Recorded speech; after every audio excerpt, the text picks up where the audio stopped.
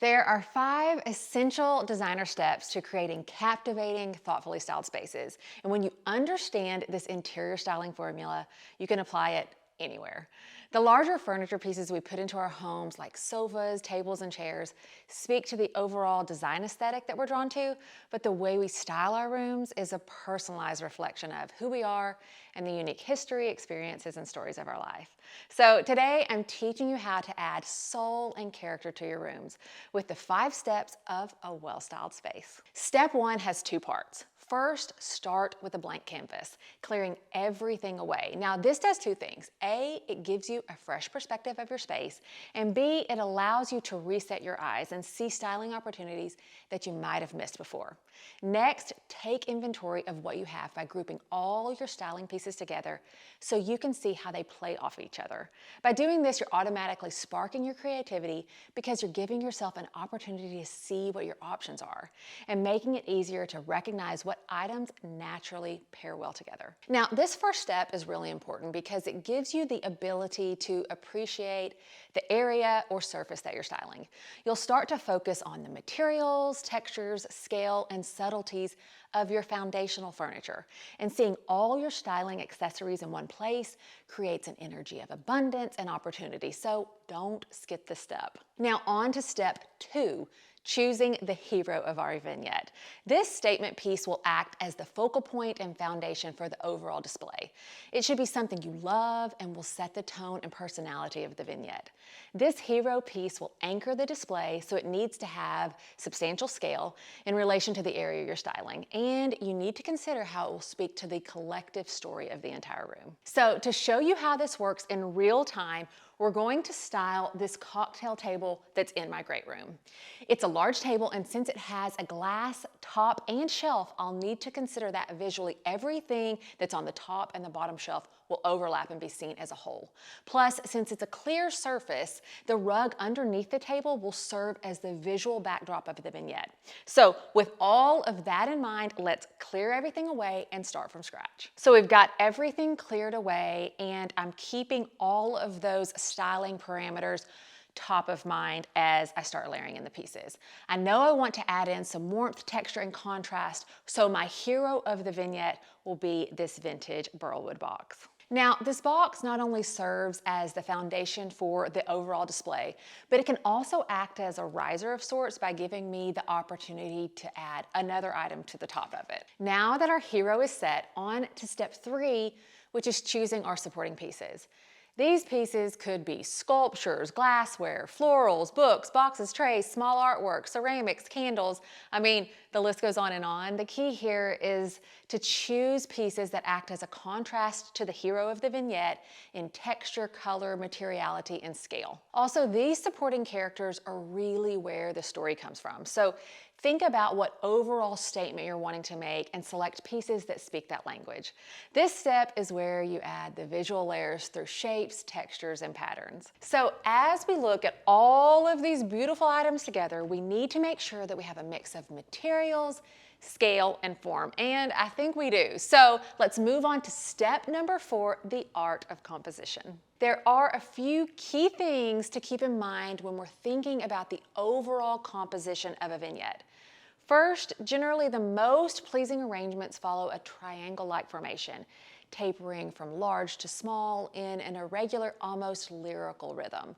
And second, when we start to build out our vignettes, it's important to overlap and intersect objects to weave them together visually. So let's see how to do this in real time. Since we've started with our hero burl box, I want to go ahead and set that triangle shape with a taller plant on the opposing side of the table for height and organic texture. Every vignette can benefit from something organic, so I always try to include a natural element in my displays. Now we'll add in a stack of books, and I want you to take note of how I'm arranging these books. I'm putting them perpendicular to our burl box, and I'm pushing them towards the front side of the table that's closest to the sofa. I'm doing that because I want easy access to these beautiful coffee table books as I'm having my morning coffee. I've overlapped the books a bit with the box, and the plant overlaps slightly as well. And if you'll see, this arrangement gives us that offset triangular shape that we're looking for. Now I'm going to layer in a ceramic plate to the top of the books for a contrasting shape and material. And then I'll add our Daphne oil candle to the top of the box. This adds in a beautiful additional material element with the glass. So you can see the display is starting to take shape. And as you'll notice, we've got an interesting mix of materials, shapes, and sizes happening. I feel like the top is almost done, but I want to add one more contrasting element, which is this vintage brass candle snuffer. This brings in personality to the display, and it's a little bit of an unexpected item. Now let's address the bottom shelf. The first thing we have to consider is that the items will most often be viewed through the gaps in our top display. So we need to account for the shapes, materials, and proportions of those items. Keeping that in mind, I want the bottom shelf to feel serene and collected and give subtle contrast to the rug beneath. I'm going to start by layering in stacks of books first, taking into consideration the visual pockets we have through the glass. Next, I want to balance the creamy colors we have on the top with an organic shaped vessel below. And lastly, I want to introduce a new material by adding in these sculptural alabaster trays, which pick up on the colors in the books and the ceramic plate on top. Now let me stack a few more interesting pieces on the books, and let's move on to the final step, editing. Knowing when to edit a vignette is the final essential step in compelling styling. It's just like when a book editor reads a manuscript and very skillfully edits away the words and paragraphs that don't contribute to the overall story. We have to be visual editors in our homes and to train our eyes to see when a display could be edited for more impact. So when it comes to the table vignette we've created, let's consider what could be edited out. For me, it's the additional pieces that I added on top of the books on the bottom shelf. For my personal taste, those items make the display feel less elevated and more cluttered, so let's take those away. So much better. Do you see how there's automatically a visual lightness now? And the overall look feels more artful and sophisticated, which, remember, was my main objective for the display. I'd love for you to let me know in the comments what you think about this table vignette and which step in the process has been the most helpful so far. Now that we've got our 5 styling steps down to a science, let's go style one more surface for practice. I want to use this credenza as an example because styling a piece of furniture with a wall behind it is a bit different than styling a table. And this is a great example of how to style effectively in front of a patterned wall or a large piece of artwork. So first step is clearing everything away so we can assess the area. I know that I want some contrast to the mural panels and to the creamy matte lacquer and marble top of the furniture piece.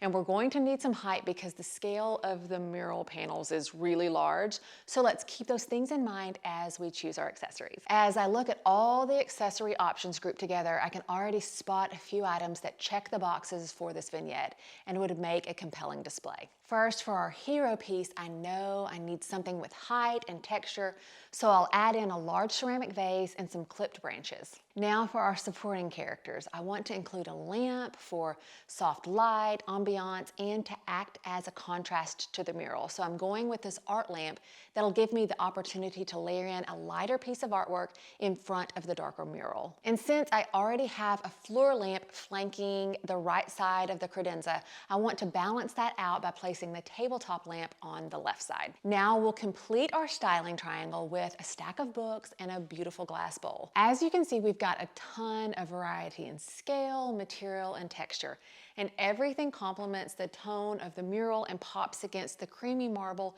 and fluting of the credenza. Now, honestly, I like the display as is, and since the top of the credenza is in an ellipse shape, the amount of surface I have to work with is limited, but because we're using this as a styling exercise, let's go ahead and add in a few more pieces to see how it turns out. I'll pop in a stone riser, a candle, and a small ceramic catch-all. Truthfully, those additions look nice and I could totally leave it like that, but I'll put my editor's hat on and take away the small ceramic catch-all to see how that feels. Okay, for me, I like that better because I want to keep that sophisticated and refined feeling that I have going on in the rest of the room. But of course, that's personal preference, and honestly, it looked nice both ways. Remember, one of the easiest ways to add soul and character to a room is through the visual storytelling of styling. It gives us a way to personalize our spaces and make them uniquely ours. So use my 5 styling steps and get creative in your displays.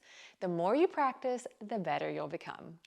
Now that you're well on your way to becoming a styling pro, you need to make sure you've set the foundation to achieve that designer look I know you're going for, which I'm sharing in this next video. So I'll see you there.